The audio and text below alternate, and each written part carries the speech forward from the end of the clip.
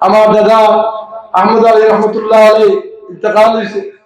আর মদন রহমতুল্লাহ আলীর ক্লাসমেট হামজমা একলগে পড়ছেন রশিদ আহমদ গঙ্গুই রহমতুল্লাহ আলী,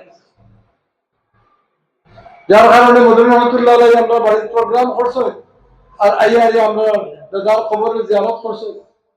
আর মদন রহমতুল্লাহ আলী আমরা বাড়িতে দেখাইতে আসছে। আর ও জায়গা এই জায়গার মধ্যে আজকে আলহামদুলিল্লাহ আপনারা শুনলে খুশি হইবা। এই মাদ্রাসার মধ্যে একবার ওয়ান থেকে লইয়া যারা হাদিস পর্যন্ত আমরা চালু হয়েছে। ওকে আলহামদুলিল্লাহ আল্লাহ কিয়ামত পর্যন্ত এই মাদ্রাসারে জারি রাখতো এবং মাদারিসে কওমিয়া যত ভালো আছে দুনিয়ার গুছায় গুছায় যত প্রতিষ্ঠান আছে ইসলামী প্রতিষ্ঠান হোক প্রত্যেকটা প্রতিষ্ঠান আল্লাহ দাইমান কায়েম রাখতো। আমিন। আজকে আমরা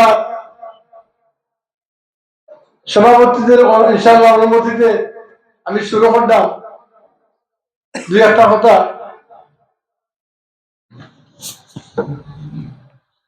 আমরা মাদ্রাসা এক সময় আপনার ছোট আছি, মাদ্রাসার সংকলন হইতো না, চিনার গড় আছে।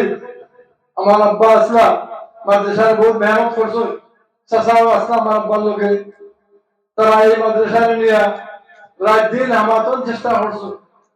আর এরপরে এখন আমরা কমজোর নালায়েক, আমরা এই মাদ্রাসার খাদিম হিসাবে আছি।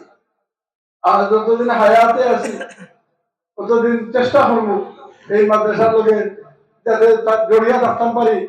আর আমার যারা মাদ্রাসার প্রান্তীয় ভাইয়ের চাচা মুরব্বী হল যারা আইসো, আমি শুক্রিয়া আদায় করলাম।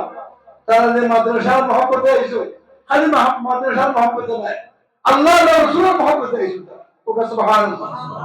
এই মাদ্রাসার আমার উদ্দেশ্য হইল যারা আইসো এই মাদ্রাসার মাহফিলের মধ্যে এরা একমাত্র আল্লাহ আল্লাহ রাসূলের মহব্বতে এই জায়গার মধ্যে জমা হয়েছিল।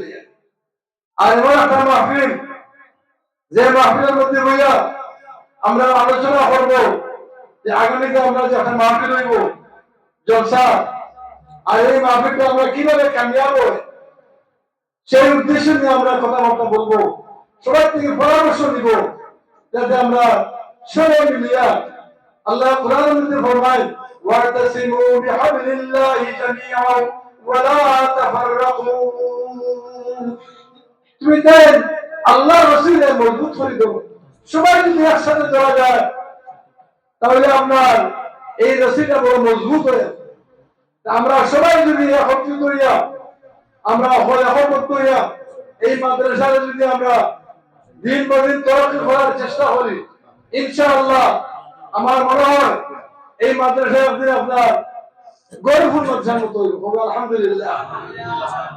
এই মাদ্রাসা আমরা পার্শ্ববর্তী বাড়ি মাহবুব আলম চৌধুরী ফখরুল ভাই, যিনি আপনার আমার একজন খসলা থানার মধ্যে যে মোশতাক ভাই, এই মাদ্রাসা রেঙ্গা মাদ্রাসা পড়তে কি লাগে, এই মাদ্রাসা দরগা মাদ্রাসা পড়তে কি লাগে, এই মাদ্রাসা আমরা চাই রেঙ্গা মাদ্রাসা হইতো, এই মাদ্রাসা চাই দরগা মাদ্রাসা হইতো, এই মাদ্রাসা চাই গৌরবপুর মাদ্রাসার মধ্যে হইতো।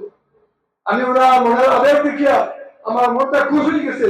উনি যতটুকু করতেছে আল্লাহ শুক্রিয়া, আল্লাহর আখলাস শুক্রিয়া, কিন্তু উনি যে আমাদের প্রস্তাব দিছে এই মাদ্রাসাগুলো তো গৌরবপুরের মতো দরগার মতো রেঙ্গার মতো মাদ্রাসা হইতো, এই মাদ্রাসাটা কিভাবে হয় এটা আমার কাছে উনি পরামর্শ চাইছে।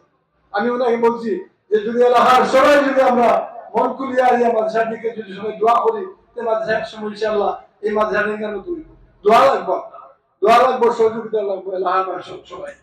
ইনশাআল্লাহ আমরা সবাই দিল খুলিয়া এই মাদ্রাসার লাগি আমরা সবাই দোয়া করতাম।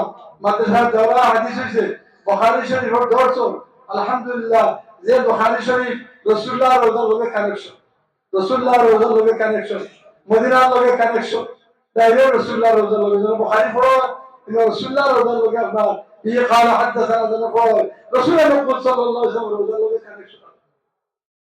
এলাকা এই জায়গার মধ্যে বুখারী শরীফের দর্শন আমরা মনে আবেগ আছি, এই জায়গায় বুখারী শরীফের সবক হইতো, আমরা মুরব্বী হওয়ার আশা আছে এই জায়গার মধ্যে বুখারী শরীফের দর্শ হইতো।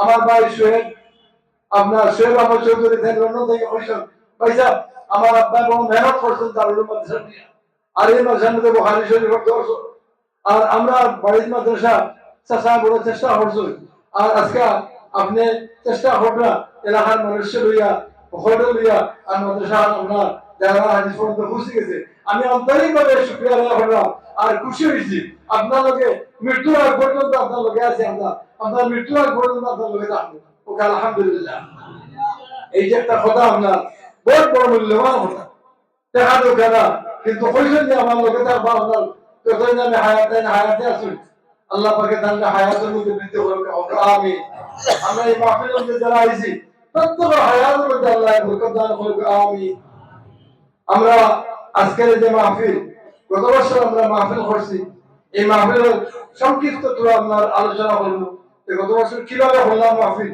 আর এভাবে আমরা কিভাবে করতাম